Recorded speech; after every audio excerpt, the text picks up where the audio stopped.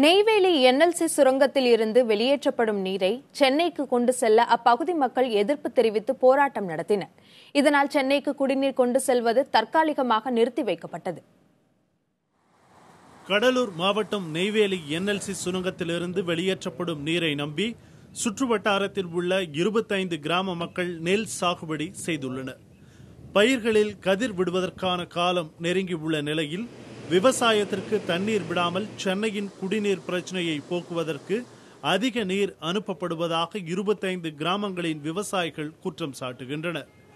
சென்னைக்கு குடிநீர் கொண்டு செல்ல எதிர்ப்பு தெரிவித்து கரைமேடு பகுதி மக்கள் சாலை மறியலிலும் ஈடுபட்டனர். இப்போ எங்களதெல்லாம் 2 மாசத்து பயிரா இருக்கு. இன்னும் குருவை நட வேண்டியவங்க அதிகபட்சமா இருக்காங்க. இவங்களுக்கெல்லாம் தண்ணி வேணும். எப்பொழுதும் போல எங்களுக்கு தண்ணி இந்த வாலாச்ச தண்ணி எங்களுக்கு வரணும். காரணம் என்னன்னா, காய்ச்சல் நாளில் இவங்க எடுத்துடுறாங்க. இப்போ பயிர் பண்ண முடியல. மழை நாளில் டோட்டலா திறந்து விட்டுறாங்க. சேலத்திலேருந்து வர தண்ணி கூட இதால தான் போகுது. இந்த 50 கிராமும் பயிர் வைக்க முடியல. மழை நாளில் பயிர் வைக்க முடியல. காய்ச்சல் நாளில் வர தண்ணி மெட்ராஸ் எடுக்கிறாங்க. இதுதாங்க பிரச்சனை. இந்த நேரத்தில் பயிருக்கு தண்ணீர் கிடைக்காவிட்டால் பெரும் இழப்பை சந்திக்க நேரிடும் என கூறும் விவசாயிகள் இந்த விவகாரத்தில் விவசாயிகளின் நலனை அரசு கவனத்தில் கொள்ள வேண்டும் என கோரிக்கை விடுக்கின்றனர். நாங்க இருக்கிற தாலி அண்டா குண்டா எல்லாம் அடுவு வச்சு இந்த போகம் பயிர் வச்சோம். ஏக்கருக்கு 30,000 ரூபாய் செலவாயிருக்கு.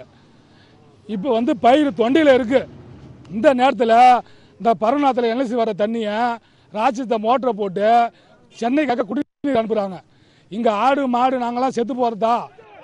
போராட்டத்தை தொடர்ந்து அங்கு வந்த அதிகாரிகள் சென்னைக்கு குடிநீர் அனுப்புவதை தற்காலிகமாக நிறுத்தி பொதுமக்களை சமாதானப்படுத்தினர்.